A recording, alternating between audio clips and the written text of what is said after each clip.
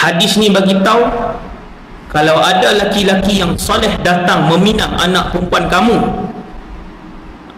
faham hadis ni, maka janganlah menyusahkan, terimalah pinangan itu apapun latar belakang dia, kalau dia lelaki yang soleh.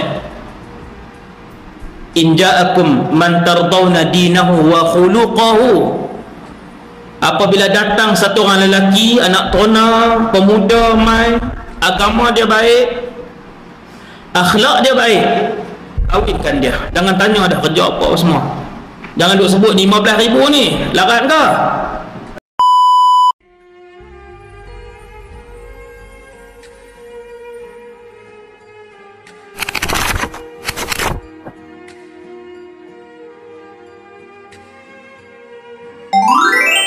Daripada Anas bin Malik berkata, Aulaman Nabi sallallahu alaihi wasallam ala Safiyah bitamrin wa sawiq. Anas kata Rasulullah SAW menjamu tetamu dengan kurma dan makanan yang diperbuat daripada tepung semasa majlis walimah pernikahan beliau dengan Safiyah. Safiyah mana ni? Kan? Safiyah ni isteri Nabi, salah seorang isteri Nabi.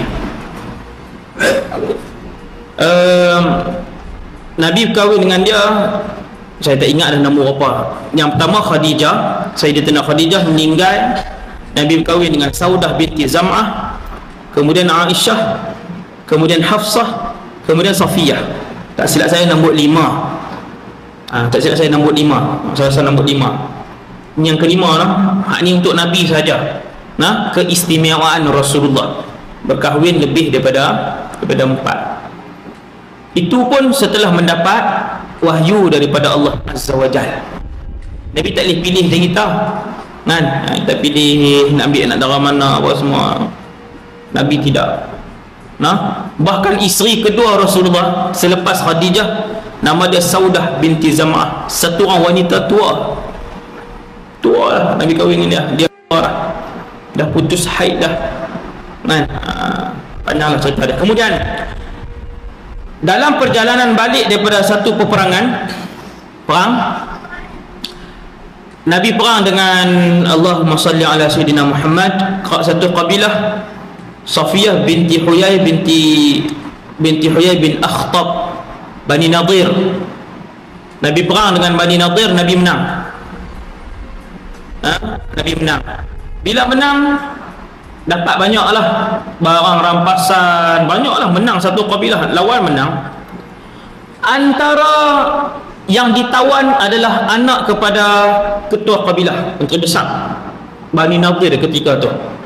Anak perempuan dia yang janda lah.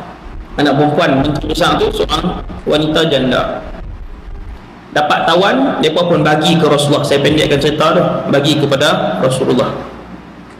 Nabi pun tengok Safiyah, Nabi setuju. Nabi kata, aku tawarkan kepadamu Islam. Safiyah menerima Islam. Jadi Nabi pun bebas merdekakan dia dan berkahwin dengan dia dalam perjalanan balik ke Madinah. Buat kenuri kahwin bila? Dalam perjalanan balik. Kad kenuri tak ada, pelamin tak ada, kemah tak dan simple je. Tuan, jangan menyusah-nyusahkan. Zaman hari ni tuan-tuan lebih lagi. Hadis ni bagi tahu kalau ada laki-laki yang soleh datang meminang anak perempuan kamu, faham hadis ni, maka janganlah menyusahkan, terimalah pinangan itu apapun latar belakang dia, kalau dia lelaki yang soleh. In ja'akum man tardawna dinahu wa khuluqahu, apabila datang satu orang lelaki, anak tona, pemuda mai, agama dia baik, akhlak dia baik, kawinkan dia. Jangan tanya dah kerja apa semua. Jangan duk sebut 15,000 ni larat ke? 15 banyak. Zaman banyak lah tuan-tuan. Saya duk pergi teman orang pergi ni kan, saya tak kira kan, dia letak mahal, saya tak kira dulu 15 minit kan. Dia letak hari tu, sebab tu dia bawa saya, tuan-tuan janganlah tak larat lah sini tu kan.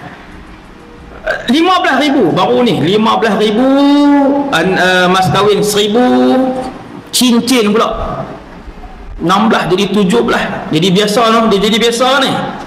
Macam kelang 12,000 apa semua.